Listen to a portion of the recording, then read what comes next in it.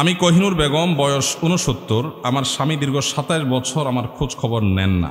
তিনি আবার বিবাহ করেছেন। আমার দুশ্চিন্তার কারণ, আমার পরকালের হিসাবের ক্ষেত্রে আমার স্বামী ও সংসারের জন্য আমার গুনাহ হতে হচ্ছে কি না। আমাকে মাসলাটা বলে দিলে আল্লাহর কাছে মাপ চেয়ে আমল করে মৃত্যুর জন্য প্রস্তুতি নিতে পারতাম। আহা, কত প্যাথেটিক প্রশ্ন, চিন্তা করেন। আমাদের এই দেশে আলহামদুলিল্লাহ এমন এমন দিনদার বোন আছেন, এমন এমন কোরআন এবং সুন্নাহর উপরে আমল করার জন্য পাগল পরা আল্লাহর বান্দিরা আছেন, আল্লাহর বান্দারা আছেন, সংখ্যা খুব কম। তাদের দেখে প্রেরণা হয়, উৎসাহ হয় যে আল্লাহ তাআলার ভয় তাদের অন্তরে কত বেশি। চিন্তা করেন, এই ভদ্রমহিলার বর্ণনা অনুযায়ী তার স্বামী তার খোঁজ খবর নেন না। কত বছর? 27 বছর। 27 বছর যে স্বামী ভরণ পোষণ দেয় না, খোঁজ খবর নেয় না, জুলুম করছে, আবার আরেকটা বিয়ে করে সেখানে তাকে নিয়ে ব্যস্ত। এখানে তার প্রথম স্ত্রীর প্রতি সে জুলুম করছে না? করছে না? করছে।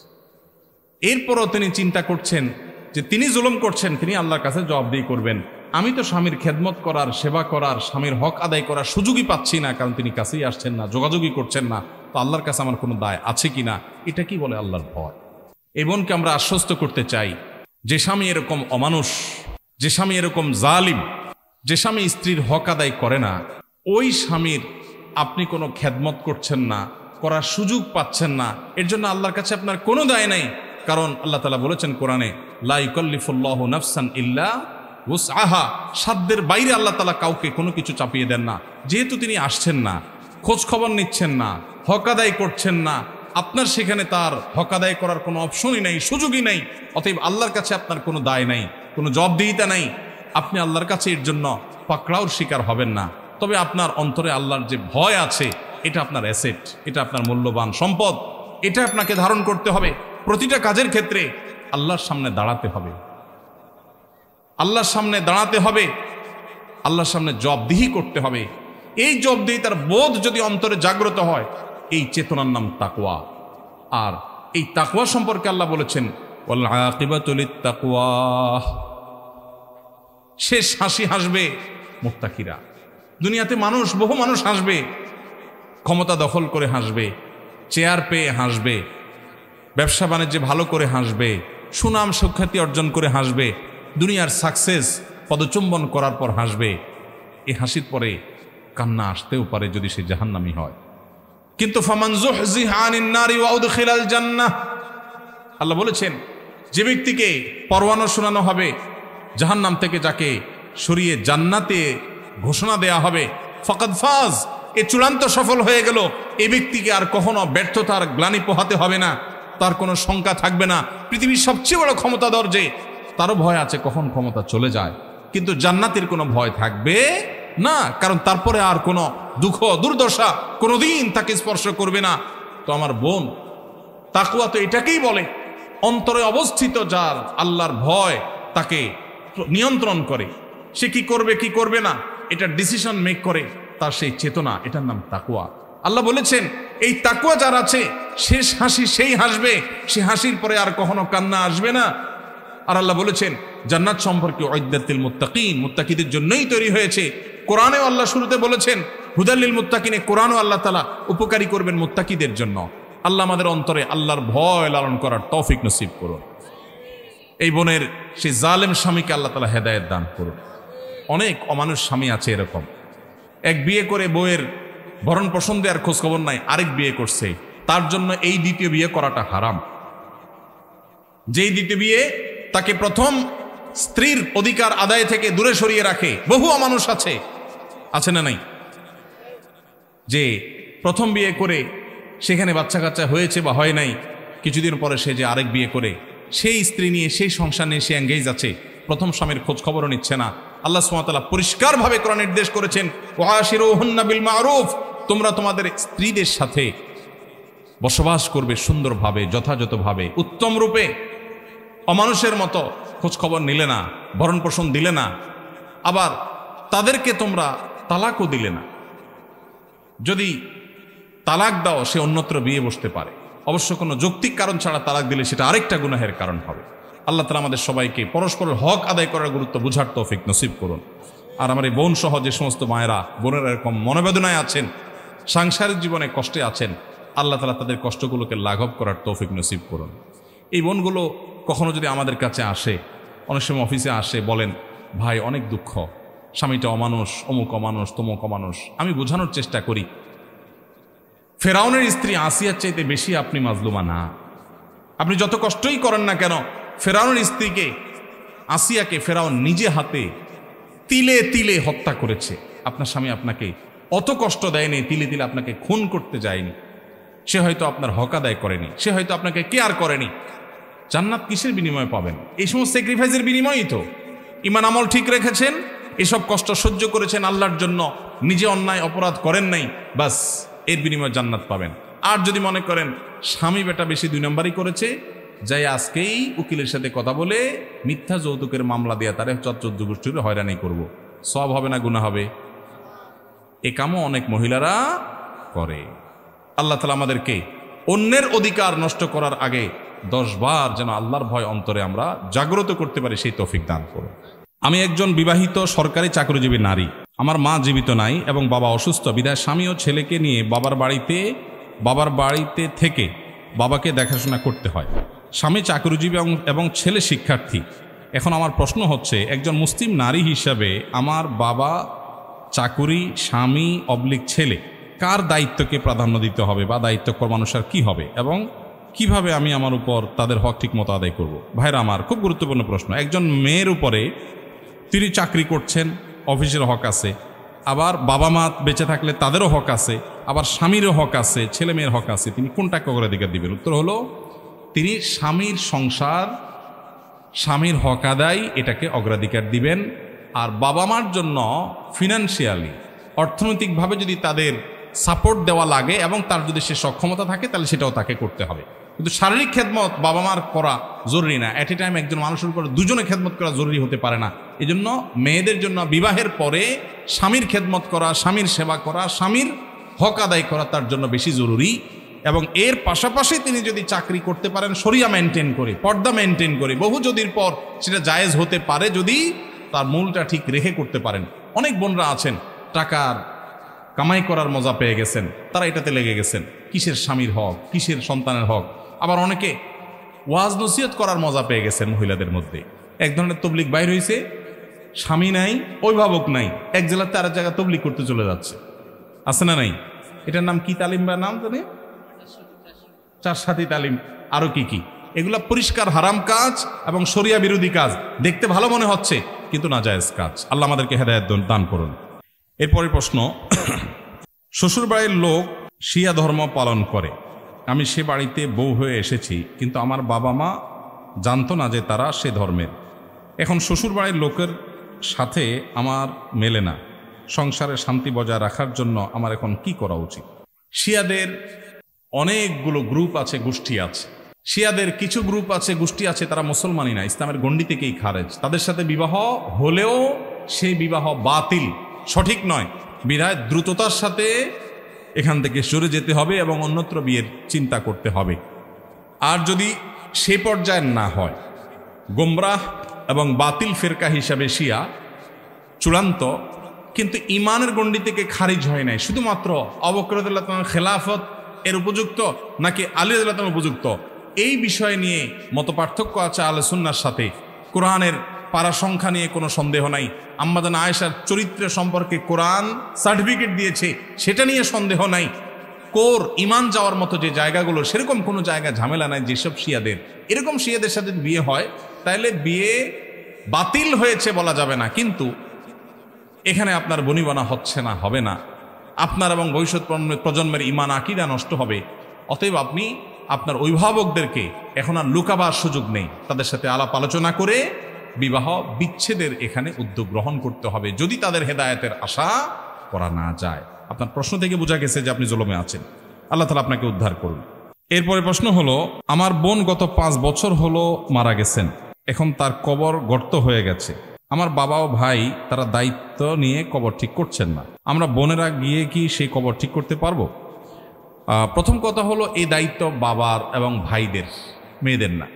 তারা যদি অবহেলা করে, তাহলে আপনারা বোনরা যারা এটা নিয়ে কনসার্ন, আপনারা আগ্রহী হয়ে, উদ্যোগী হয়ে লোক ঠিক করবেন যারা কবর সুন্দর করে এটাকে যে গর্ত হয়ে গেছে ওটা পূরণ করে দিবে। মানুষকে আল্লাহ তাআলা মর্যাদা দিয়েছেন। আল্লাহ বলেছেন ওয়ালাকাদ কাররামনা বানি আদম, আমি আদম সন্তানকে মর্যাদা দিয়েছি। এই জন্য মানুষ জীবিত অবস্থায় সম্মান করতে হয়, মারা গেলেও মানুষের লাশকে সম্মান করতে হয়। এই জন্যই তো মানুষের লাশ কাটাছেড়া করা জায়েজ নাই। ভাইরা আমার, আমাদের মেডিকেল কলেজের স্টুডেন্ট ভাইরা মানব দেহের কঙ্কাল নিয়ে তাদের অনেক গবেষণা করতে হয়, স্টাডি করতে হয়। পৃথিবীর উন্নত অনেক দেশে এখন আর মানব দেহের অরিজিনাল কঙ্কাল দিয়ে তারা গবেষণা করে না, স্টুডেন্টরা পড়ালেখা করে না। তারা তার দামি প্লাস্টিক বা অন্য কোনো জিনিস দিয়ে তৈরি করে সেটা দিয়ে তারা কাজ করেন। আমাদের দেশে এখনও এই মানবতা বিরোধী এবং মানব জাতির জন্য অসম্মানজনকভাবে এই শিক্ষাদান পাঠদান প্রক্রিয়া মেডিকেল কলেজগুলোতে আছে, এটা বন্ধ হওয়া দরকার।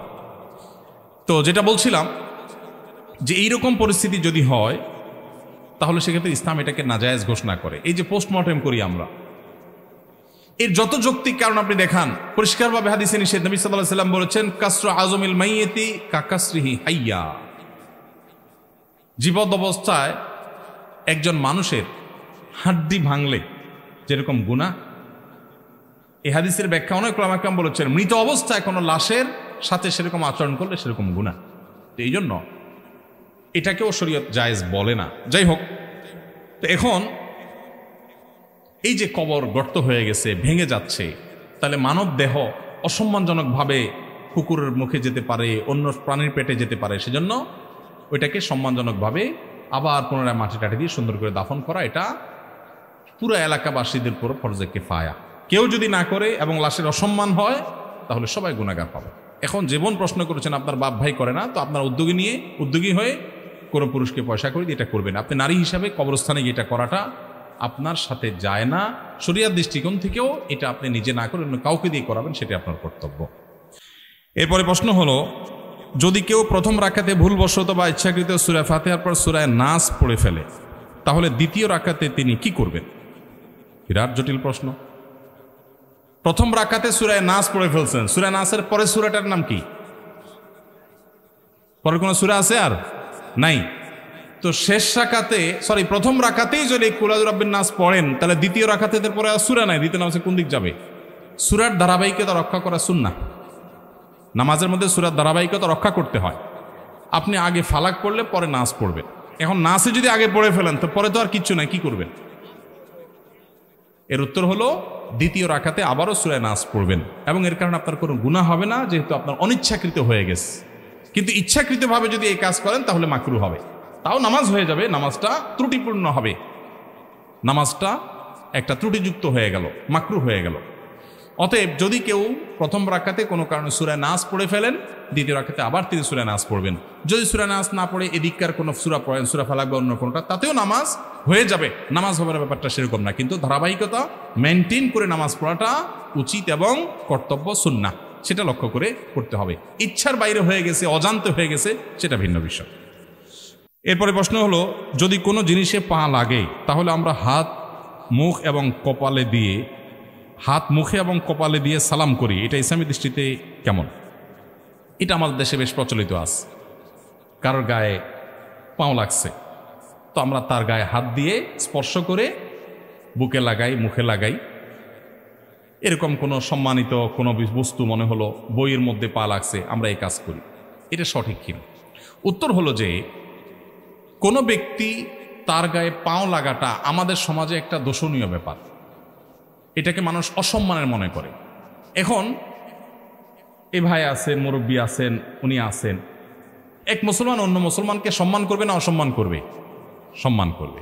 এখন পাও দিয়ে টাচ করলে সেটা যদি অসম্মান হয়, আমাদের সমাজে সম্মান অসম্মানের ভাষাটা কিন্তু আবার ভ্যারি করে সমাজের উপরে। সব সমাজে সব আচরণ সম্মানের না, সব আচরণ অসম্মানের না। যেমন আমি একটু উদাহরণ দিলে বুঝে আসবে আপনাদের। আমি সৌদি আরবে ছিলাম, বিভিন্ন দেশে মানুষের সাথে মিশেছি সেই সুবাদে। তো ইন্ডিয়ান মানুষদের মধ্যে, ইন্ডিয়ান কিছু কেরালা, তামিল, ওই সমস্ত এলাকার মানুষদের মধ্যে একটা কালচার বেশি আছে। ইন্ডিয়ার অন্যান্য অঞ্চলেও আছে, কিন্তু ওরা বেশি করে। আপনি কোনো কিছু জিজ্ঞেস করেছেন বা সে হাঁ শুলক, সায় শুলক মাথা নাড়াবে, তো আমরা বাংলাদেশে মানুষ সাধারণত হাঁ বললে ভাই মাথা নাড়ে, তাই না? তারা হাঁ বলে মাথা নাড়া মানে দেখাবে কিভাবে? হাঁ, এটা বোঝাবে কিভাবে? হ্যাঁ ভাই, হ্যাঁ, হ্যাঁ, এমনভাবে মাথা নাড়াবে আপনি যদি আগে কখনো না দেখেন, বলবেন ব্যাপার কি, হ্যাঁ এটিকে না কি না, আসলে সে কিন্তু হ্যাঁ বলছে। তো এই যে মানুষের ভাষা, এটা অঞ্চলভেদে পরিবর্তন হয়। একই ভাষা এক জায়গায় একটা মিন করে, আরেক জায়গায় আরেকটা মিন করে। আমি ফিলিপিনোদেরকে দেখেছি সৌদি আরবে, তাদের সাথে কাজ করেছি। আমার অফিস সহকর্মীও ছিলেন ফিলিপিনি ওলামা একরাম, দায়ীরা ছিলেন দাওয়া অফিসে সৌদি আরবে। তো ফিলিপিনিরা, তাদেরকে যদি আপনি জিজ্ঞেস করেন ভাত খাইছো কিনা, তারা জবাব দিবে কি আপনি জানেন? মুখে জবাব দেখান না দেখ, আচরণ। যেমন আমরা মাথা নাড়ে যদি জবাব দিই, তাহলে আমরা কি বলবো? হ্যাঁ খাইছি, এই টাইপের কিছু একটা বলবো, তাই না? মুখে না বললে মাথা নাড়লে। আর ওরা কি করে? চোখের উপর দিকে উঠায়, যেমন এই যে এরকম বলে।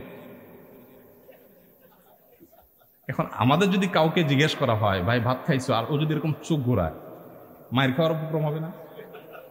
জিজ্ঞেস করলাম তুমি ভাত খাইছো কিনা, ভালো কথা বললাম, তুমি চোখ বড় বড় করতেছো। তাহলে যেই জিনিসটা তাদের কাছে হাঁ সূচক, সেটাই আমাদের কাছে আয়েব সূচক। এই জন্যই বলা হয় এক এলাকার গালি আরেক এলাকার। এই জন্য শরিয়ার নির্দেশনা অনুযায়ী মানুষকে সম্মান করতে লাগাটা আমাদের এলাকাতে এটা আয়েবের, অসম্মানের। কাউকে অসম্মান করতে হলে পাও দিয়া তাকে টাচ করা হয়। আরবের মানুষের কাছে এটা কিন্তু আয়েবের না। বিভিন্ন হাদিস পাওয়া যায় যে নবী করিম সাল্লাল্লাহু আলাইহি সাল্লাম কেউ শুয়ে আছেন, ডাকবেন তো পাও দিয়া ডাকছেন। এখনো আরবদের মধ্যে একটা ট্র্যাডিশন আছে, দেখবেন পাও দিয়া ডাকা হয়। কেউ হারাম শরীফে যদি যেয়ে থাকেন মক্কা মদিনা, দেখবেন চিত হয়ে শুয়েছেন মসজিদে, হয়তো আরেকজন এসে আপনারা ডাকবে, তো আমার দেশে তো সুন্দর করে হাত ধরে বলবে ভাই উঠেন। আর ওদের হলো নিয়ম হলো পাও দিয়ে আপনারা গুতা শুরু করবে। আপনি কত বড় বেয়াদব, হারাম শরীফে মানুষকে লাথি মারতেছে, কিন্তু এটা তাদের কালচার। তো আমাদের সমাজে যেহেতু এটা দোষণীয় এবং অসম্মানের, সম্মান করতে হবে, সম্মান প্রকাশের ভাষা এক এক এলাকায় এক একভাবে হয়। সো পাও যদি লেগে, তাহলে পাও লাগার কারণে তিনি অসম্মানিত বোধ করতে পারেন। আমি তাকে হাত দিয়ে বোঝানোর চেষ্টা করি, আমি কিন্তু ইচ্ছাকৃত আপনাকে পাও দেই নাই, এটা ভুলে লেগে গেছে, জাস্ট এটা একটা ইঙ্গিতের ভাষা। অতএব এভাবে যদি তাকে হাত স্পর্শ করে বোঝানো হয় যে আপনি আমার বুকের আছেন, আমি আপনাকে ইচ্ছাকৃত লাথি মারি নাই বা পাও লাগাই নাই, তো এটা নাজায়েজ কিছু না। এটা নিয়ে অনেকে অনেক বড় করে ফেলেন, আরে না এটা তো শরীয়তে নাই, এভাবে বুকে হাত দিবেন কেন, মাথায় হাত দিবেন কেন। এটা মূলত একটা আচরণগত ইঙ্গিতের ভাষা। অতএব এভাবে যদি কেউ জানান দেন অসুবিধা নাই, কিন্তু এটাকে শরীয়ত মনে করবেন না, কোরআন হাদিস মনে করবেন, এটা জাস্ট আচরণের ভাষা। ওই যে চোখ উল্টায়া জবাব দেয়, মাথা নাড়ায় জবাব দেয়, ওইটা ওই টাইপের একটা কাজ। বিধায় এটা করতে হবে এরকম কোনো জরুরি না। আপনি যে কোনোভাবে যদি তাকে বুঝান যে ভাই সরি, মুখেও যদি বলেন ভাই সরি লেগে গেছে, আমি ইচ্ছাকৃত পাও দেইনি, বাস দ্যাটস এনাফ, যথেষ্ট। বোঝাতে পারছি? এরপরে প্রশ্ন হলো, কেউ নামাজ পড়লে তার সামনে দিয়ে আসা জায়েজ আছে কিনা? কেউ নামাজ পড়ছে, তার সামনে ক্রস করা জায়েজ নাই, কিন্তু সামনে বসা আছেন বরাবর, আস্তে করে ডানে বা বামে নেমে গেলেন, এটা জায়েজ আছে। দুইটা কিন্তু দুই জিনিস। অনেকে পিছনে করে নামাজ পড়তেছে, বেচারা একটু লম্বা কেরাতে পড়তেছে, সুন্দর করে নামাজ পড়তেছে, বারবার পিছনের দিকে তাকায়, চোখ বড় বড় করে, পারলে কই মাছের মাথা চাবায়। কই মাছের মাথা চাবানো বুঝছেন? মানে এরকম করতেছে, মাসালা জানে না। আপনি যদি কোনো নামাজির সামনে বরাবর বসে থাকেন, তাহলে ডানে বা বামে আপনি সরে যেতে পারেন। এটাকে বলা হয় নুজুল, সরে যাওয়া, এটা জায়েজ আছে। মুরুর হলো না জায়েজ। মান মাররা বাইনা ইয়াদাইল মুসাল্লি, হাদিসের ভাষ্য। মুরুর মানে হলো ক্রস, অতিক্রম, এক পাশ থেকে আরেক পাশে যাওয়া, এটা না জায়েজ। সামনে বসে আছেন, সরে গেছেন, এটা না জায়েজ না। সুউদ মুরুর, সুউদ এবং নুজুল এই দুইটা জায়েজ, মুরুর না জায়েজ। হাদিসে মুরুর নিষেধ করা হয়েছে, সুউদ আর নুজুল নিষেধ করা হয়নি। আপনি নামাজ পড়ছেন, সামনে জায়গা ফাঁকা, জামাত দাঁড়ায় গেছে, তো আপনি পেছন থেকে সোজা নামাজের বরাবর দাঁড়ায় গেছেন, ডানেও যান নাই বামেও যান নাই, বরাবর যা দাঁড়ায় গেছেন, এটা জায়েজ আছে। আবার বরাবর সামনে আছেন, সরে গেছেন, এটাও জায়েজ আছে। না জায়েজ কোনটা? নামাজের সামনে দিয়ে এক পাশ থেকে আরেক পাশে গেলেন, এটা হলো না জায়েজ। অতএব যত দেরি হোক, যত কষ্ট হোক, সবর করবেন এবং ক্রস করবেন না। আর যিনি নামাজে দাঁড়াবেন তারও দায়িত্ব হলো যে মানুষের চলাচলে ব্যাঘাত হয় এরকম কোনো জায়গায় নামাজের নিয়ত করবেন না। এখন জামাতে নামাজ এক দুই রাকাত ছুটে গেছে, বেচারা সেগুলো আদায় করতেছে, তার তো কিছু করার নাই। এক্ষেত্রে সামনে মুসল্লিরা হাঁটাহাঁটি করবে না। অনেক সময় দেখা যায় নামাজিরা এক দুই রাকাত মিস করেছেন, মাসবুক হয়েছেন, তারা নামাজ পড়ছেন, আর বাকিরা উঠে হাঁটাহাঁটি শুরু করছে নামাজের সামনে দিয়ে। নবী সাল্লাল্লাহু আলাইহি ওয়াসাল্লাম বলেছেন, নামাজি ব্যক্তির সামনে ক্রস করা, হাঁটাহাঁটি করা, এটা কত বড় অপরাধ, এর শাস্তি কত জঘন্য হবে, এটা যদি মানুষ জানতো 40 পর্যন্ত মানুষ অপেক্ষা করতো। 40 বলতে 40 দিন না বছর, সেটা নবী সাল্লাল্লাহু আলাইহি ওয়াসাল্লাম বলেন নাই। তাহলে বোঝা গেল যে ক্রস করা, অতিক্রম করা জায়েজ নাই। যত সময় লাগুক প্রয়োজন অপেক্ষা করতে হবে, সবর করতে হবে। এখানে অনেক মা বোনরা আছেন প্যান্ডেলে, আপনারা মনোযোগ দিয়ে শুনেন। আমাদের মা বোনদের একটা বড় ধরনের ব্যাধি হলো, খুবই জঘন্য একটা ব্যাপার। এটা মহিলাদের নামাজের ক্ষেত্রে একটা কমন ত্রুটি, জোহরের নামাজ দেরি করে পড়া। কেন দেরি করে পড়ে? শয়তান একটা নেক্সুরুতে ধোকা দেয়। কি ধোকা? শরীর ঘরমাক্ত হয়ে গেছে রান্নাঘরে গরমে, এই স্বেচ্ছেতে শরীর নিয়ে নামাজ পড়লে কি আল্লাহ খুশি হবে? তাহলে একসাথে রান্না বাড়ার কাজ শেষ করো। ছেলে মেয়ে স্কুল থেকে আসছে, তাহলে ওদের খাবারটা দিয়ে দাও, তাহলে ওদের ক্ষুধাটা লেগে গেছে, ওদেরকে খাবার দিয়ে দেওয়া হয়, সব গোছগাছ করা হয়, এরপরে যায় গোসল করতে। মহিলা মানুষ গোসল করতে গিয়ে আবার অনেক দেরি হয়, পুরুষদের মতো তাড়াতাড়ি অনেকে করতে পারেন না। তাহলে এই সব করতে করতে দেখা যায় 3টা বাজে জোহর পড়া হয় তার সারা 12 মাস। খুবই জঘন্য একটা বদভ্যাস, এটা আমাদের মা বোনদের পরিহার করতে হবে। আপনার নামাজের ওয়াক্ত হয়ে গেছে, কাজে স্টপ রেখে দ্রুততার সাথে আপনি উজু করে নামাজটা পড়ে নেন। গোসল করা জরুরি না। অনেক মহিলাদের সূচিবায়ুর রোগ আছে, গোসল করা ছাড়া জোহর নামাজ পড়বে না। গোসল করাটা আপনার নামাজের জন্য তো ফরজ না। যদি ফরজ গোসল না হয়, তাহলে কেন আপনি গোসলের জন্য নামাজকে বিলম্ব করবেন? ওই যে আমার গোসল ছাড়া করলে আনফ্রেশ শরীরে হবে, এটা নেক্সুরুতে ধোকা। ওয়াক্ত মতে নামাজ পড়ার গুরুত্ব তার চাইতে অনেক বেশি। আল্লাহ আমাদের বন্ধুকে হেদায়েত দান করুন। মেয়েরা বাপের বাড়ির জমি বিক্রয় করলে হজ করা কি ফরজ? বাপের বাড়ির জমি বিক্রি করলে মেয়েদের উপর হজ ফরজ কিনা বলেন, উত্তর দেন। মুফতি তো আপনারা সবাই একটু আগে তো দিলেন, এখন আর দিবেন না। দেখুন, বাবার বাড়ির জমি বিক্রি করে সম্পদের ভাগ পাইছেন কোনো মেয়ে, যদি সেই টাকা দিয়ে তিনি হজ করতে পারেন, মেয়েদের হজ ফরজ হওয়ার জন্য 2 জনের হজের টাকা থাকা লাগে, নিজের এবং মাহরামের। তার মানে এখন বর্তমান বাজার অনুযায়ী যদি 6 লাখ টাকা লাগে হজ করতে, তাহলে 12 লাখ টাকার মালিক হলে হজ ফরজ হয়। এখন যদি বাবার বাড়ি থেকে যেই জমি পাইছেন ওইটার ভ্যালু 12 লাখ হয়, তাহলে আপনার উপর হজ ফরজ। কথা কি বুঝাতে পারছি? এখন বলবেন জমি বিক্রি করে হজ করবে? হ্যাঁ, জমি বিক্রি করে হজ করবে ওই ব্যক্তি যে জমির ইনকামের উপরে ডিপেন্ডেন্ট না, যার জমির ফসল দিয়া তার 12 মাস চলে, সংসার চলে, তার জন্য জমি বিক্রি করে হজ করা ফরজ না। কিন্তু যার জমিটা ফসলি জমি না বা এটার উপর তিনি ডিপেন্ডেন্ট না, তাহলে সেক্ষেত্রে এটা বিক্রি করেও হজ করার মতো সামর্থ্য হলে তিনি হজ করবেন। অতএব কোনো বোন, তিনি কি বাবার বাড়ির সম্পদ পেয়ে ধনী হয়েছেন, নাকি স্বামীর মোহর পেয়ে ধনী হয়েছেন, নাকি বিভিন্ন বন্ধুবান্ধব আত্মীয় স্বজনের গিফট পেয়ে ধনী হয়েছেন, ছেলেদের টাকা দিয়ে ধনী হয়েছেন, ডাজ নট ম্যাটার। দেখার বিষয় হলো হজ করার টাকা হয়েছে কিনা। হয়েছে, তারপর হজ ফরজ। বোঝাতে পারছি? আমার বাবা কালীগঞ্জ উপজেলায় আমার বাসার পাশে মোবারকগঞ্জ সুগার মিল অবস্থিত। আমরা বিকালে সুগার মিলের ভিতরে গেলে আখ আর চিনি খাই। এতে সুগার মিলের লোকেরা আমাদের কিছুই বলে না। আমার প্রশ্ন, এই যে ফাও আখ আর চিনি খায়, এটা আমাদের জন্য জায়েজ হবে কিনা? ফাও খাচ্ছেন, আবার সেটা জায়েজ হোক সে মাসালাও চাচ্ছেন। শুনেন, কারোর খেতে আখ খেতে ঢুকে একটা আখ ভেঙে খেয়ে ফেললেন চুরি করে, অনুমতি ছাড়া। কারোর দোকানে দোকানদার আরেকদিকে তাকাইছে, এক মুঠ চিনি নিয়ে দৌড় দিলেন, চিনি খেয়ে ফেললেন চুরি করে। এতে আপনার আমল নামাতে যে গুনাহ লেখা হবে, এই মোবারকগঞ্জ সুগার মিলের আখ এবং চিনি চুরি করলে তার চেয়ে বহুগুণ বেশি গুনাহ হবে। কেন? কারণ এই আখ ক্ষেতের আখ একজনের হক, ওই দোকানদারের চিনি দোকানদারের হক, ওই সুগার মিলের চিনি বা সুগার মিলের যে আখ, এটা একজনের হক না, এটা অনেকের হক। ঠিক না ঠিক? এজন্য যারা সরকারি চাকরি করে 2 নম্বর পথে উপার্জন করেন, যারা সরকারি মাল রাষ্ট্রের সম্পদ তসরুপ করেন, কিয়ামতের ময়দানে তাদের অবস্থা হবে ভয়াবহ। তাদের অবস্থা হবে ভয়াবহ। কারণ 18 কোটি 20 কোটি মানুষ যদি দেশে থাকে, এই 18 কোটি 20 কোটি মানুষ ওই সম্পদের হকদার। এই 18 কোটি 20 কোটি মানুষ বিবাদী হয়ে কিয়ামতের দিন বাদী হয়ে মামলা করবে আল্লাহর কাছে। তখন তাদের সাথে মামলায় আপনাকে লড়তে হবে। জঘন্য ব্যাপার। রাষ্ট্রের সম্পদ তসরুপ করা 4টিখানি বিষয় না, ন্যূনতম আল্লাহর ভয় থাকলে কোনোদিন মানুষের কাজ করতে পারে না। এজন্য ভাই, আপনি প্রশ্নটা কি ফান করে দিলেন কিনা আমি বুঝলাম না, কিন্তু আল্লাহর ভয় যদি থাকে আপনাকে পরিহার করতে হবে। এখন আপনি বলতে কিছু বলে না, মিলের লোকজন কিছু বলে না, এর মানে এটা আপনার জন্য হালাল না। এমনকি যদি সে আপনাকে বলেও ভাই আপনি খান, তাহলে কি হালাল হবে? কেন হবে না? ওটা তো তার বাপের না। আমি একবার যাচ্ছি ব্রাহ্মণবাড়িয়ার দিকে, কোনো একটা নদী পার হব, তো ফেরিতে গাড়ি উঠছে, ছোট্ট একটা নদীতে, ফেরিও ছোট। তো ফেরির ওই গাড়িগুলোর রশিদ যিনি কাটেন, উনি এসে গাড়িতে যখন আমাকে বসা দেখছেন, হ্যাঁ হুজুর হুজুর আপনার টাকা লাগবে না, টাকা লাগবে না। আমি বললাম ভাই খুব খুশি হলাম, মাশাআল্লাহ আপনি আমার টাকা নেবেন না, তো আপনি রশিদটা কেটে রশিদটা আমার দিয়ে দেন। আপনার পকেট থেকে টাকা দিবেন, আপনি আমার ভক্ত, খুশি হয়েছেন, আমিও খুশি হই। আপনি ফেরির ভাড়াটা দিয়া রসিদটা আমাকে দিয়ে দেন, কারণ এই ফেরির মালিক তো আপনি না, আপনাকে ভাড়া কালেকশন করতে দেওয়া হয়েছে।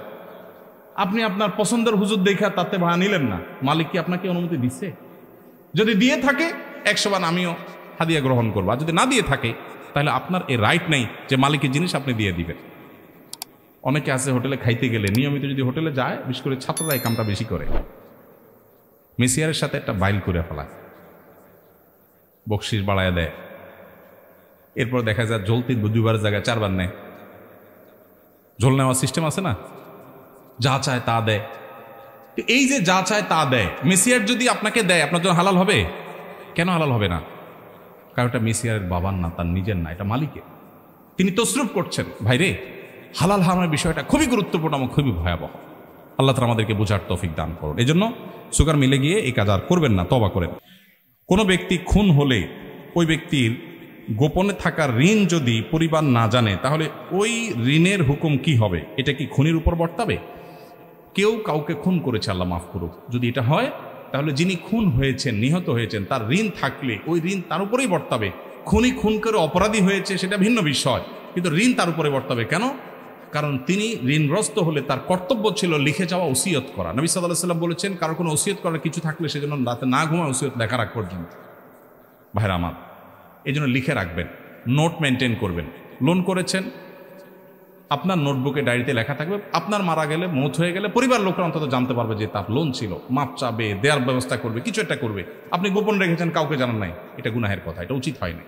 কিন্তু নিহত হয়ে মারা গেছেন তিনি, ওমান কতিলা দুনা দামিহি ফাহুয়া শাহীদ, আশা করা যায় আল্লাহর কাছে তিনি শাহাদাতের মর্যাদা পাবেন যদি ইমানদার হয়ে থাকেন। কিন্তু তার ঋণ পরিশোধের দায় তাকে নিতেই হবে। এটা খুব ভয়াবহ ব্যাপার। নবী সাল্লাল্লাহু আলাইহি ওয়াসাল্লাম ঋণ করে যারা মারা যেত তাদের জানাজা তিনি পড়তেন না, অন্যদেরকে পড়তে বলতেন। কেন?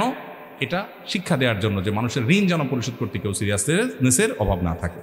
জাকাত দিলে কি লাভ, না দিলে কি লাভ, না দিলে কি ক্ষতি? জাকাত দিলে লাভ হলো সম্পদে আল্লাহ তাআলা বারাকা দিবেন, সম্পদের সেফটি হবে, সম্পদ পবিত্র হবে। জাকাত শব্দের অর্থই পবিত্র করা। আর না দিলে কি হবে? সম্পদ অপবিত্র হবে। কিয়ামতের ময়দানে আল্লাহ তাআলা শাস্তি দিবেন। কি শাস্তি দিবেন? কোরআনে আল্লাহ বলেছেন, ইয়াউমা ইউহমা আলাইহা ফি নারি জাহান্নাম ফাতাকুয়া বিহা জিবাহুহুম ওয়া জুনুবুহুম ওয়া যুহুরুহুম হাযা মা কানাসতুম লিআনফুসিকুম ফাদুকু মা কুনতুম তাকনিজুন। যারা যাকাত দেয়নি, সম্পদ জমা করে রেখেছে, আল্লাহ বলেছেন আল্লাযীনা ইয়াকনিজুনা আয-যাহাবা ওয়াল ফিদ্দা ওয়া লা ইউনফিকুনহা ফি সাবিলিল্লাহ।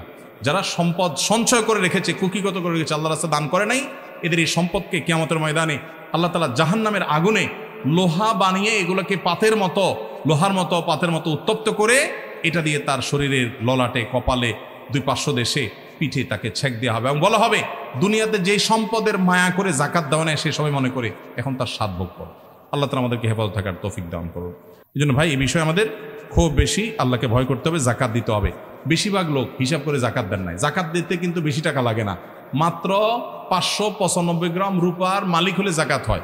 595 গ্রামের রূপার এই মুহূর্তের বাজার দর কত আমি জানি না, তবে আনুমানিক 70 থেকে 80,000 প্লাস মাইনাস এর কাছাকাছি। এই টাকা 1 বছর থাকলে জাকাত ফরজ হয়। অনেক রিকশাওয়ালা ভাই আছেন এই টাকা জমায় ফেলছেন এবং জমানো আছে, তাদের উপর জাকাত ফরজ। হিসাব করলে বেশিরভাগ মানুষের উপর জাকাত ফরজ হয়ে যায়। এই জন্য জাকাত দিতে হবে। কোরআন মাজিদ আল্লাহর বাণী, যা অবশ্য পালনীয়। কোরআন মাজিদ কি পাঠ করার ক্ষেত্রে সর্বদা সুর করে পাঠ করা জরুরি? কোরআনে কারিমের তেলাওয়াতে সুন্দর কণ্ঠে তেলাওয়াত করা জরুরি। নবী সাল্লাল্লাহু আলাইহি ওয়াসাল্লাম বলেছেন, মাল্লাম ইয়াতাগান্না বিল কুরআন লাইসা মিন্না মাল্লাম ইয়াতাগান্না বিল কুরআন। যে ব্যক্তি কোরআনকে সুন্দর কণ্ঠে পাঠ করে না, করার চেষ্টা করে না, সে আমার উম্মত না। তিনি আরেক হাদিসে বলেছেন, যাইয়িনুল কুরআন বি আসওয়াতিকুম, তোমরা কোরআনকে তোমাদের কণ্ঠ দিয়ে সুন্দর করো।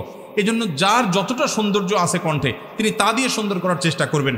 জরুরি না সবাইকে সর্বোচ্চ কণ্ঠে সুন্দর কণ্ঠে তেলাওয়াত করতে হবে। আপনার যতটুকু আছে ততটুকু দিয়ে তেলাওয়াত করার চেষ্টা করবেন। তবে সুন্দর কণ্ঠে তেলাওয়াত করা এটা কোরআনে নির্দিষ্ট। কারো কণ্ঠে সৌন্দর্য নাই, অসুবিধা নাই, তার যা আছে তা দিয়ে তেলাওয়াত করবেন, চেষ্টাটা অন্তত করবেন, এটা সুন্নাহ।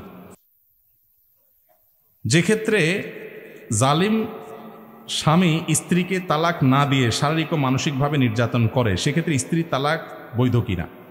তালাক যদি অর্পিত তালাকের পাওয়ার নেওয়া থাকে, কাবিননামার সম্ভবত 17 নম্বর কলাম ফিল আপ করা থাকে যদি, তাহলে স্ত্রী অর্পিত তালাক নিতে পারেন। আর যদি সেটা নেওয়া নাও থাকে, আর এদিকে স্বামী জুলুম করে, তালাকের হাত ক্ষমতা স্ত্রীর হাতে নাই, তাহলে স্বামী এই স্ত্রীকে আজীবন স্বামীর জুলুম সহ্য করতে ইসলাম বলে না, বরং তিনি আদালতে মামলা দায়ের করবেন এবং বিচারিকভাবে আদালতের মাধ্যমে বিবাহ ভঙ্গের উদ্যোগ নেবেন। আদালত যদি না থাকে, সেই সুযোগ যদি না থাকে, তাহলে এলাকার মান্যগণ্য ওলামা একরাম বসে এই বিবাহ ভাঙার উদ্যোগ নেবেন। যদি স্বামীকে জুলুম থেকে কোনোভাবে নিবৃত্ত করা না যায়, স্ত্রীকে বাঁচাতে বিবাহ বিচ্ছেদের ফসকের উদ্যোগ আদালত নেবে। আদালত না থাকলে আদালতের স্থলাভিষিক্ত যেটা সেটা হবে। আমার দেশে আলহামদুলিল্লাহ আদালত থেকে এটা পারপাস সার্ভ হয়। বিধায় যদি স্বামী তালাকও না দেয়, আবার স্ত্রীর হাতে তালাকে তাহজের পাওয়ারও না থাকে, এদিকে জুলুম করতেই থাকে, স্ত্রী সারা জীবন জুলুম সহ্য করবে তা না, বিহিত করতে পারবে। তবে এই বিষয়গুলো ভ্যারি করে অবস্থার উপরে। এই জন্য আমরা কোনো দক্ষ আলিম, কোনো ফকিহ, কোনো মুফতির কাছে গিয়ে তারপরে এগুলোর উত্তর, ইন্ডিভিজুয়াল উত্তর জানার চেষ্টা করবো। তালাকের মাসালার ক্ষেত্রে আমরা মূলনীতি বলি, ইন্ডিভিজুয়াল কোনো কেস বলি না। আমার এই কথা বলে শুনেই আপনি উদ্যোগ নেবেন না। আপনার অবস্থাকে কোনো মুফতির কাছে গিয়ে, আদালতে গিয়ে খুলে বলবেন, তারপরে সমাধান করবেন। তালাকের মাসালার উত্তর কখনো এই শর্ট প্রশ্নোত্তর আনসার থেকে নেবেন না, মূলনীতিটা জানতে পারেন। আমি শুধু মূলনীতিটা বলার চেষ্টা করলাম।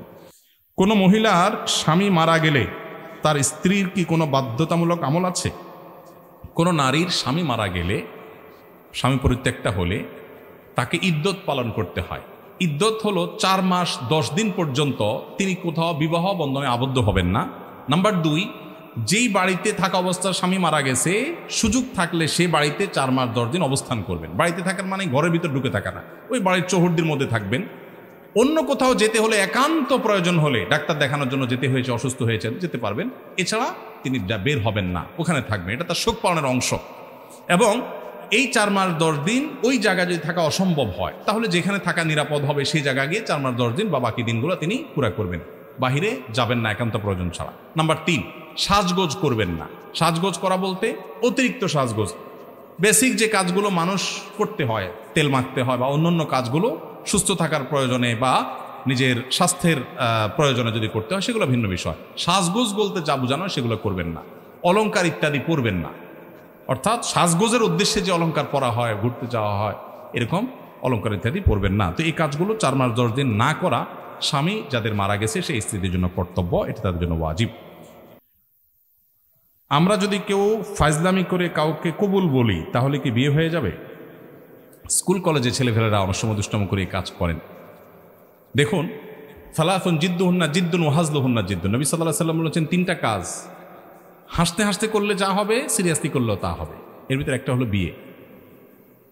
যদি 2 জন সাক্ষীর উপস্থিতিতে, অ্যাডাল্ট 2 জন সাক্ষীর উপস্থিতিতে এই কাম করে থাকেন, উভয়ে হাসাহাসি করেছেন, আর নিজেরা শিশু না হন, আপনারাও অ্যাডাল্ট হন, তাহলে হানাফি মাযহাবের মাসআলা অনুযায়ী বিয়ে হয়ে যাবে। বলবেন হুজুর মোহরটা ঠিক হয়ে নাই, মোহর অটোমেটিক সেট হয়ে যাবে, কিন্তু বিয়ে হয়ে যাবে। খুব জটিল। এখন অনেক সময় আমরা ফাজলামি করি। এখন কেউ নাটক সিনেমাতে অভিনয় করার জন্য করছে, সেটাও যদি 2 জন সাক্ষীর সামনে করে, ওই ব্যাকল জানে না যদি আবিয়াত্তা হয়ে থাকে বিয়ে হয়ে যাবে, আর যদি বিবাহিত হয় তাহলে তার কোনো উপায় নেই। তো শরীয়তের এই মাসালাগুলো নিয়ে তামাশা করা যাবে না, এগুলো সিরিয়াস ইস্যু। আমার 2 বছর বয়সী পুত্র সন্তান সারা রাত একটুও ঘুমায় না, খুব কান্নাকাটি করে, বাড়িতে সবাই অসুস্থ হয়ে পড়ছি না ঘুমিয়ে। এখন করণীয় কি? ভালো কোনো রাকি শরণাপন্ন হবে। আমার অফিসে রুকিয়ার জন্য শত শত মানুষের সিরিয়াল। আমি বারবার করে বলি, ভাই আমি কোনো রাকি না, রুকিয়া করা আমার কাজ না, আমার নিজের রুকিয়ার জন্য আমি অন্য রাকিদের সহযোগিতা নিই। আপনি সোশ্যাল মিডিয়াতে রুকিয়া সাপোর্ট গ্রুপ সার্চ করলে অনেক গ্রুপ, অনেক লোক পাবেন যারা ভালো ভালো রুকিয়া করেন, কোরআন হাদিস থেকে রুকিয়া করেন, কোনো শিরকি কাজ, ভুয়া কাজ করেন না। জাস্ট এটুকু নিশ্চিত হয়ে যে কোনো রাকির শরণাপন্ন হবেন।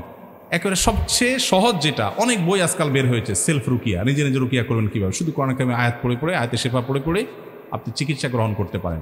সায়েন্সের এই যুগে, এখানে অনেক সায়েন্সের ছাত্র আছেন, আপনাদের কাছে মনে হতে পারে যে ভাই কোরআন আয়াত পড়বো আর ট্রিটমেন্ট হয়ে যাবে। হ্যাঁ, কোরআন আয়াত পড়বেন আর ট্রিটমেন্ট হবে। বলে তাহলে হসপিটালের দরকারটা কি? নবী করিম সাল্লাল্লাহু আলাইহি সাল্লাম মানুষ অসুখ হলে তাকে চিকিৎসা গ্রহণ করতে বলেছেন, নির্দেশ করেছেন যে তোমরা চিকিৎসা গ্রহণ করো। এট এ টাইম একজন মুসলমান তিনি আল্লাহর কাছে দোয়াও করবেন। এই রুকিয়াটা হলো পার্ট অফ দোয়া। আপনি দুইটাই সমান্তরালভাবে করবেন। এবং বিশেষ করে এই যে রুগীর কথা বললেন, বাচ্চা কাঁদে অস্বাভাবিক, এটার জন্য যদি আপনি মিরাকল দেখতে চান, আপনি সুন্নাহসম্মত রুকিয়াতে আপনি যান।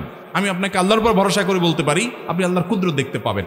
আমার জীবনে বহুবার দেখার সুযোগ হয়েছে যে কোরআনে কারিম কিভাবে মিরাকলের মতো কাজ করে। এজন্য বাচ্চারা অস্বাভাবিক কান্নাকাটি করছে, অস্বাভাবিক কিছু করছে, মনে হচ্ছে যেটা মেডিকেল সায়েন্স রিলেটেড কিছু না, অস্বাভাবিক, তাহলে বুঝতে হবে যেটা রুকিয়া রিলেটেড ইস্যু। আপনি কোরআন তেলাওয়াত শুরু করে দেন। সূরা বাকারা হলো কমন রুকিয়া। নবী সাল্লাল্লাহু আলাইহি সাল্লাম বলেছেন সূরা বাকারা এইটার তেলাওয়াত যদি আপনি কোনো বাসায় করেন, তাহলে সে বাসায় এই যে জাদু বা এই জাতীয় সমস্যা যদি থাকে, আল্লাহ তাআলা এটা থেকে মুক্ত করবেন এবং শয়তান ওখানে থাকতে পারেন। এই জন্য সূরা বাকারা তেলাওয়াত করবেন। তেলাওয়াত করতে পারেন না, অডিও চালাই দিবেন, এটা শুনবেন মনোযোগ দিয়ে, ইনশাআল্লাহ দেখবেন এই জাতীয় বিষয়গুলো ট্রিটমেন্ট হয়েছে। আর সবচেয়ে ভালো হয় ভালো কোনো রাখি শরণাপন্ন হবেন, ইনশাআল্লাহ ঠিক হবে। আমাদের সমাজে অনেক সিগারেট খোর আছেন যাদের সিগারেটের ধোঁয়ায় আমাদের বেশ কষ্ট হয়। এতে কি তারা গুনাহগার হচ্ছে না? গুনাহগার হচ্ছে না মানে অনেক বড় গুনাহগার হচ্ছে, জঘন্য অপরাধ হচ্ছে। অনেক লোক এটা যে অপরাধ এটা জানেই না। সিগারেট খেয়ে ধোঁয়া টানতে টানতে বলে, ভাই জানেন না, আমার এই জীবনে কোনোদিন কারোর ক্ষতি করিনি। ছাড়তেছে কি? সিগারেটের ধোঁয়া। আর মুখে বলতেছে কি? জানেন ভাই, জীবনে কারোর কোনো ক্ষতি করি না। স্টিল সে ক্ষতি করতেছে ধোঁয়া দিয়া। তো ক্ষতি কাকে বলে এটা অনেকে বোঝে না। ধূমপান করা এটা এমন একটা অপরাধ যেটা কারণে নিজেও গুনাহগার হচ্ছে। আল্লাহ বলেছেন আল্লাহ তুলকু বিআইদিকুম ইলা তাহলুকা, নিজেদেরকে ধ্বংসের দিকে ঠেলে দিও না। যত ক্যান্সার হয়, ঘরে ঘরে এখন বাংলাদেশে ক্যান্সার, এই ক্যান্সারের সবচেয়ে বেশি বড় কারণ হলো এই ধূমপান। এখান থেকে ক্যান্সার, তামাক থেকে ক্যান্সার সবচাইতে বেশি হয়। আমার বাবা ক্যান্সারে মারা গেছে, যার কারণে ক্যান্সার নিয়ে আমার একটু বিশেষ আগ্রহ আছে।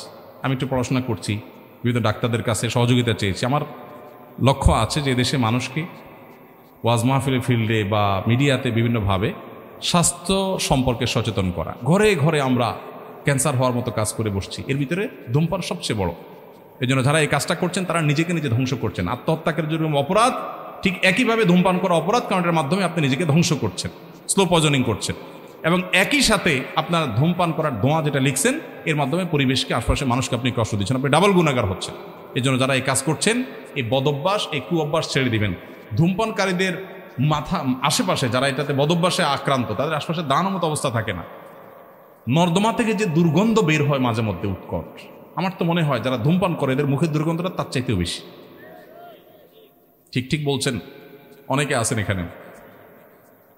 একবার আমার মনে আছে আজিমপুরে ম্যাটার্নিটি হসপিটালের পাশে একটা মসজিদে নামাজ পড়ছি জোহরের। আমার পাশে এক লোক দাঁড়াইছে এরকম ধূমপান করে অভ্যস্ত। পুরো নামাজ আমার মনে হয় বরবাদ হওয়ার উপক্রম, বমি আসার উপক্রম দুর্গন্ধে।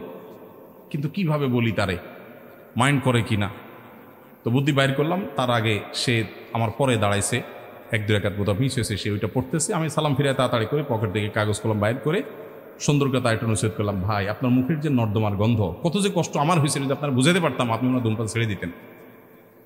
একটু নসিহত করে লিখে কাগজটা তার সামনে রেখে আমি তাড়াতাড়ি দৌড়ে চলে গেছি। যে নসিহত হয়ে গেছে, আমার পিঠও বেঁচে গেছে। তো ভাইরা আমার, যারা ধূমপানে অভ্যস্ত আছেন, কত নোংরা এই গন্ধটা, এটা আপনি নিজেও হয়তো টের পান না। আল্লাহ আমাদের ভাইদের রুচিগুলোকে সুন্দর করার তৌফিক দান করুন। এরপরে প্রশ্ন হলো, আমার স্বামী অনেক মোবাইলে গেম খেলে, তাকে এই বিষয়ে না বললে শুনে না, অশান্তি করে অনেক, আপনি নসিহত করেন। ছোট বাচ্চার সামনে অনেক বাজে আচরণ করে। আসামি সম্ভবত আছে এখানে, না হলে তো এটা বলার কথা নাই, বোন হয়তো ধরে আনছে। আল্লাহ তাআলা আসামিকে হেদায়েত দান করুন। শুনেন ভাই, মোবাইল টিপাটিপি করে আসক্তির লেভেল পর্যন্ত চলে যাওয়া, এটা এখন একটা মহামারীর আকার ধারণ করেছে। শত শত সংসার শেষ হয়ে যাচ্ছে। ভাইরা আমার, আপনাদের সবাইকে আমি বিনীতভাবে অনুরোধ করি, বাসা বাড়িতে যখন ঢুকবেন আল্লাহর ওয়াস্তে মোবাইল টিপাটিপি বন্ধ করবেন। গেমস তো অনেক পরের কথা। আপনি যদি বাসা বাড়িতে যে স্ত্রী এবং সন্তানদের হক আদায় না করে ভূতের মতো ইউটিউব, ফেসবুক আর গেমস ইত্যাদিতে ডুবে থাকেন, তাহলে আপনি গুনাহগার হিসেবে আল্লাহর কাছে উঠবেন কিয়ামতের ময়দানে। অনেক নামাজি মানুষ আছে, লম্বা দাড়ি আছে, সব ঠিক আছে, হক হালাল অনুযায়ী চলেন, হালাল মেনটেন করে চলেন, কিন্তু মোবাইলের টিপাটিপির কারণে তিনি অতিরিক্ত আসক্তি, এডিকশনের কারণে তিনি তার পরিবারের হক আদায় করতে পারছেন না। আছে না নাই? বাচ্চাগুলোর অবস্থা বড় করুন। এটার নিয়ন্ত্রণ করা জরুরি। ভেতর থেকে একজন বলছে মহিলারাও মোবাইল টিপে, সঠিক বলেছেন, আপনার সাথে আমি একমত। অনেক মহিলারাও এ রোগের রোগী, যে দেখা যায় স্বামী বেচারা সাইড পায় না। কেন? কে সে, কারণ সে বন্ধু বান্ধবীদের হোয়াটসঅ্যাপ গ্রুপে এখন অ্যাক্টিভ আছে। সে এখন কোনো রান্না বাড়ার ভিডিও দেখতেছে, সাজগোজের ভিডিও ইউটিউবে দেখতেছে, এত এঙ্গেজ যে স্বামীকে সময় দেওয়ার সুযোগ নেই, সন্তানকে সময় দেওয়ার সুযোগ, মোবাইল টিপতে টিপতে বাচ্চাদের মুখে খাবার দিচ্ছে। পুরুষরা হোক মহিলারা হোক, যেই করুক না কেন, এটা খুবই জঘন্য একটা কাজ। বেশিরভাগ লোক বাসায় ঢুকতে ঢুকতে মোবাইল টিপতে টিপতে ঢুকে, আবার বাইরে আসা মোবাইল টিপতে টিপতে বাইর হয়। এটা কোনো জীবন না ভাই। আমি বেশ কিছুদিন অফিস থেকে আসার পর গাড়িতে মোবাইলটা রেখে গ্যারেজে, তারপরে গায়ে লক করে তারপর বাসায় যাইতাম। বাসায় মোবাইল নিতামই না। অবশ্য পরে এটা ধরে রাখতে পারি নাই, কিন্তু চেষ্টা করি এখনো পর্যন্ত যে সব ঝামেলা শেষ করে, প্রয়োজনে বাসা ঢুকার আগে কাজ ঝামেলা শেষ করে এরপর মোবাইল চার্জে বা অন্য কোথাও দিয়া ফ্যামিলিকে যতটুকু সময় দেওয়া যায়। আমি এর আগে বিভিন্ন সময় বলেছি, এই শীতের মৌসুমে আমি দিনে কমপক্ষে 1 ঘন্টা ছেলেদের সাথে ব্যাডমিন্টন খেলার চেষ্টা করি। আলহামদুলিল্লাহ, কমপক্ষে 1 ঘন্টা। আমার একটা ক্ষেত আছে ঢাকায়, 18-19 আইটেমের সবজি করি আমরা নিজের হাতে। আমরা এই ক্ষেত কোপাই বাচ্চাদের সাথে নিয়ে। বেশিরভাগ বাবা মা তারা মোবাইলে আসক্ত, স্ত্রীকে সন্তানকে সময় দিতে পারেন না। আবার এসে আমাদের কাছে কাগজ লিখে দেন, ভাই সন্তানটা অমানুষ হয়ে যাচ্ছে, দোয়া শিখাই দেন। দোয়ার কাজ না তো, দাওয়াইয়ের কাজ। দোয়া তো করবেনই, কিন্তু দাওয়াই আপনাকে আগে দিতে হবে। এই জন্য মোবাইলের এই অপ্রয়োজনীয় টিপাটিপি বন্ধ করবেন তো ইনশাআল্লাহ। আর যারা মোবাইলে গেমস খেলতে গিয়ে পরিবারের হক নষ্ট করছেন, তারা ডাবল গুনাহ করছেন। গেমস খেলে এক গুনাহ করছেন সময় নষ্ট করে, আর স্ত্রীর হক নষ্ট করে আরেক গুনাহ করছেন। ভাইরা আমার, এটা নেশার মতো হয়ে গেছে, জঘন্য ব্যাপার হয়ে গেছে। ফেসবুক ইউটিউব ছাড়া জীবন চলে না। না, বাংলাদেশের একজন বড় ডাক্তার, যিনি স্বাধীনতা পদক পেয়েছেন কিডনির, কি নাম জানো, কামরুল ইসলাম সাহেব, ঢাকা মেডিকেল কলেজের সিরাজ সেমিনারে আমার সাথে উনিও আলোচক হিসাবে ছিলেন, ওনার সাথে আমি ছিলাম। তো আমি দেখলাম যে উনি বলছেন ঢাকা মেডিকেল কলেজের স্টুডেন্টদেরকে যে বাবারা, বাংলাদেশের যত কিডনি স্থাপিত হয়েছে তার অর্ধেকের বেশি তিনি একা করেছেন এবং ফ্রি। ভাঙাচোরা গাড়িতে চলেন, ওই টাকা দিয়া ডায়ালিসিস মেশিন কেনেন মানুষের জন্য। সেই জন্য স্বাধীনতা পদক পেয়েছেন। অনেক অবদান তার মানুষের জন্য, দিনদার মানুষ। তো তিনি বললেন, দেখলাম ছেলেদেরকে যে বাবারা, আমি একটা বাটন ফোন ব্যবহার করি, আমার কোনো স্মার্টফোন নাই। তোমাদের কি মনে হয় তোমাদের চাইতে সায়েন্সে, টেকনোলজিতে, তথ্য প্রযুক্তিতে আমি পিছিয়ে আছি? ছাত্ররা বলল না। তিনি বললেন যে আমাদের এই 1 হাত লম্বা মোবাইল, আধা হাত লম্বা মোবাইল লাগে, স্মার্টফোন লাগে কেন? আমাদের তথ্য উপাত্ত জানার জন্য। এটা বেশিরভাগ ক্ষেত্রে শয়তানের নেক্সুরতের ঢোকা। প্রয়োজন হলে আপনি রাখেন, কিন্তু সেটা নিয়ন্ত্রণ করা আপনাকে শিখতে হবে। আপনি যদি সাপ ধরে যদি সাপের বিষ দিয়ে ঔষধ বানাতে হয়, তাহলে সাপ নিয়ন্ত্রণ করা আপনাকে শিখতে হবে। উল্টা যদি সাপের ছোবলে আপনি মারা যান, তাহলে আপনার জন্য এই কাজ করা জায়েজ নাই। মোবাইল যদি আপনার নিয়ন্ত্রণের বাইরে চলে যায়, এই মোবাইল চালানো আপনার জন্য জায়েজ নাই। অনেক ভাইরা আছেন নামাজি কালামে, দিনদার, দাড়িওয়ালা, সব ঠিক আছে, প্র্যাকটিসিং মানুষ মাশাআল্লাহ, শুধু মোবাইল ফোন তার জাহান্নামে যাওয়ার কারণ হয়ে যাবে। এই জন্য ভাইটা নিয়ন্ত্রণ করি, চেষ্টা করবো তো ইনশাআল্লাহ। যাদের ফ্যামিলি আছে, ফ্যামিলিকে সময় দেন। ভাইরে, মোবাইল টিপার একটা মজা আছে, আমিও বুঝি, কিন্তু ফ্যামিলির সাথে টাইম পাস করা একটা মজা আছে, এটা আমরা বেশি আমরা বুঝি না। আল্লাহ আমাদেরকে তৌফিক দান করো। আমি আমার কথা বললাম, এত ঝামেলার পরও যেদিন সময় পাই বাচ্চাদেরকে বলি, নামো, আমি আসতেছি, আমরা খেলবো। কোর্ট কটা আছে, আমরা ব্যাডমিন্টন খেলি। আর যেদিন সুযোগ আছে বাচ্চাদের নিয়ে খেতে কোদাল নিয়ে আমরা নেমে যাই। যখন সুযোগ পাই তখন করি। আমাদের ছাদে 146টা ড্রাম আছে, সব রকমের সবজি আছে আমার ছাদে। এরপরের প্রশ্ন, বাবা মা বেঁচে থাকাকালীন ছেলে তার স্ত্রীকে হজে নিয়ে যাওয়া যাবে কিনা? দেখুন, বাবা মা বেঁচে আছেন, আপনি আপনার স্ত্রীকে হজে নিয়ে গেছেন, কাজটা কি ভালো করলেন না খারাপ করলেন? সবাই বলতেছেন খারাপ করলেন। মাশাআল্লাহ, বাংলাদেশে মানুষ অবশ্য ঘরে ঘরে মুফতি আর ঘরে ঘরে ডাক্তার। অসুখ হইলেও বুদ্ধি দেওয়ার লোকের অভাব নাই, আর মাসালা তো বলার লোকের কোনো অভাবই নাই। মাশাআল্লাহ। ভাইরা আমার, হজের ব্যাপারটা হলো, নিজের টাকা থাকলে নিজের হজ করানো ফরজ। নিজের টাকায় কাউকে হজ করানো কখনো ফরজ হবে, সেটা বাবা মাকেও না, স্ত্রীকেও না। এখন যদি নফল হজ করানোর ব্যাপার আসে, প্রসঙ্গ আসে, অবশ্যই আপনাকে আল্লাহ টাকা দিয়েছেন একজনকে নফল হজ করানোর, তো আপনি কাকে প্রায়োরিটি দিবেন? তার উত্তর হলো অবশ্যই আপনি স্ত্রীর উপরে বাবা মাকে প্রায়োরিটি দিবেন। তাহলে উত্তরটা একটু ক্লিয়ার করে বলতে হবে। আপনার নিজের উপরে যদি হজ ফরজ হয়, তাহলে আগে নিজের হজ করতে হবে। আমাদের দেশে বউয়েরই হজ করানো তো বহুত পরের কথা। অনেক ছেলে বাপ মারে হজ করানোর আগে নিজে হজ করলে গ্রামের মানুষ সমালোচনা করে, কত খারাপ ছেলে, বাপ মারে হজ না করে নিজে হজ করছে। এই সমালোচনা কি যৌক্তিক না অযৌক্তিক? কেন অযৌক্তিক? কারণ হজ যার টাকা থাকে তার উপরে ফরজ হয়, ছেলের টাকা হয়েছে ছেলের উপরে ফরজ, বাপ মার টাকা নেয় তাদের উপরে ফরজ না। এটা রেসপেক্টের বিষয় না, এটা ফরজ আদায়ের বিষয়, অতএব ফরজ আদায় করতে হবে। কিন্তু ছেলেরাও অনেক সময় নিজে হজ করতে চায় না, বলে যে এত সকাল হজ করে ফেললে আরও তো জীবন বাকি রয়েছে, জোয়ান বয়সে হজ করে ফেললে শুনছি যে হজ করলে আর কোনো আকাম কুকাম করা যায় না, তো এত তাড়াতাড়ি হজ করে ফেললে কেমনে হবে, এখনো তো অনেক কিছু বাকি। আমি বলি, এখানে ওলামা একরাম আছেন, আমার ভুল হলে বলবেন, আমি কোরআন হাদিসে কোথাও কোনো ফেকার কিতাবে মাসালার কিতাবে এটা পাই নাই যে হজ করলে আর কোনো আকাম করা যাবে না। এ কথা কোনো কিতাবে লেখা নেই। কে বলছে হজ করলে আকাম করা যাবে না? আকাম হজ করলেও করা যাবে না, হজ না করলেও করা যাবে না, ওইটার সাথে হজের কোনো সম্পর্ক নাই। আমাদের দেশ থেকে সব বুড়া মানুষ হজ করতে যায় আর সব হারাহারি করে, এদিকে হারায় ওইদিকে যায়। আপনি ইন্দোনেশিয়ান, মালয়েশিয়ার, অন্যান্য দেশ থেকে সব ইয়াং বয়সে হজ করতে যায়, ওরা হারায় না। আমাদের দেশে সব হারায়। মিনাতে অনেক বছর আগের কথা, মানে 10-12 বছর আগের কথা, এক হাজি সাহেব দেখি যে শুয়ে আছে। তখন এখনকার মতো এত সুশৃঙ্খল ছিল না, পুলিশের এত অ্যাক্টিভিটিস ছিল না। তো আমি মিনার দিকে আসলাম মুজদালেফা থেকে, আরাফাত আরাফাত থেকে মুজদালেফা রাতে যাপন করে আসছিলাম। তো ওই মুরব্বীকে দেখলাম যে একা একা শুয়ে আছে, সবাই ওইদিকে যাচ্ছে। মুরব্বীর শোয়ার স্টাইল বলতেছে উনি গত 1-2 দিন থেকে এই জায়গায় আছেন, মানে লম্বা ঘুম, এবং তার গলায় প্লাগ আছে বাংলাদেশের পতাকা। দেখেছিলাম আমার দেশি মানুষ। বৈশা ভালোর জন্য জিজ্ঞেস করলাম, বাবাজি আপনি কি আরাফাতে যান নাই, মুজদালেফা যান নাই? কয় না, আমি 2 দিন ধরে এখানে আছি বাবা। তোমাকে বলেন কি, সবাই তো চলে গেছে, আপনি যান নাই? কোন আমি যাই নাই, এখানে আছি, তো হজের এলাকা। তো আমি বললাম হজ হয় নাই তো, আরাফাতে না গেলে তো হজই হবে না, ওটা ফরজ। আমার উনি ধমক দিয়া বললেন, তোমার মাথা, হজ করার নিয়ত করে আসছি, হজ হবে না। কে বলছে তোমার?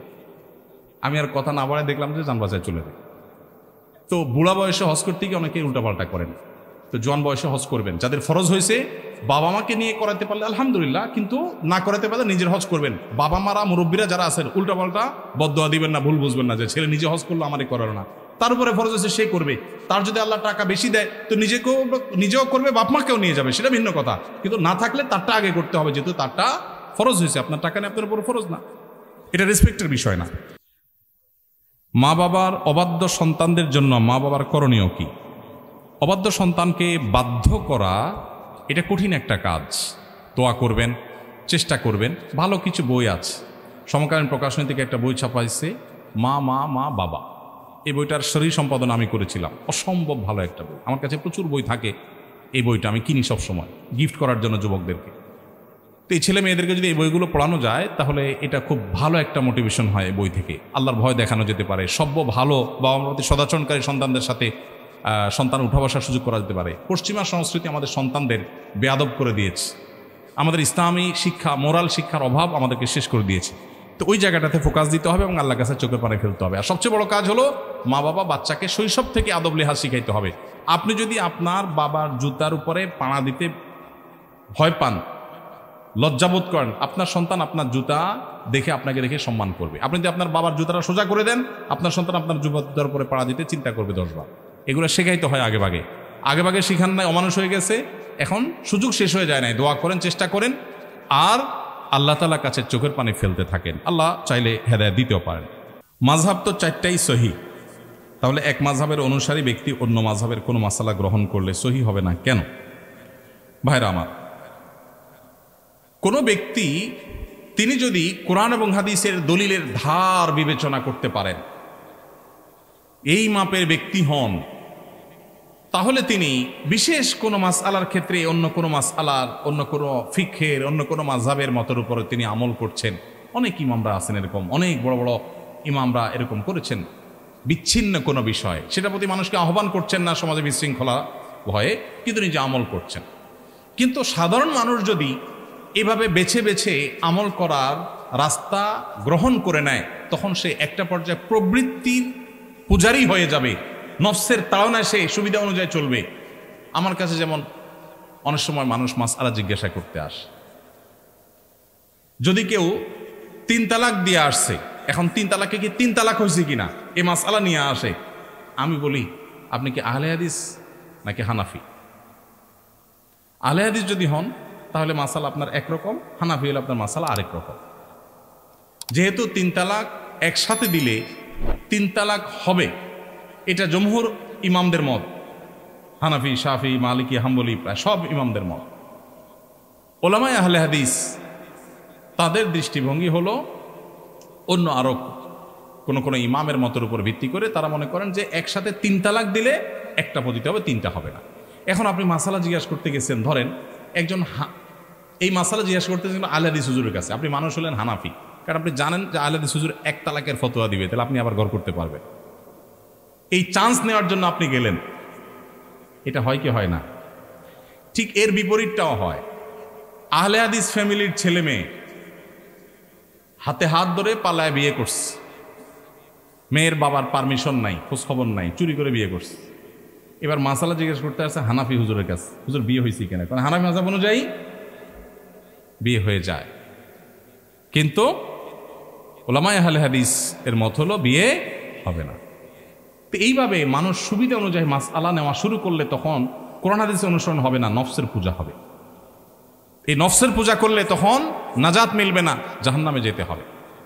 সুবিধা অনুযায়ী যদি কেউ মাসআলা এরকম বাছাই বাছাই করে আমল করে, এই রাস্তাটা খোলার বিরাট আশঙ্কা আছে, সেজন্যই মূলত উলামায়ে কেরাম নিষেধ করেন।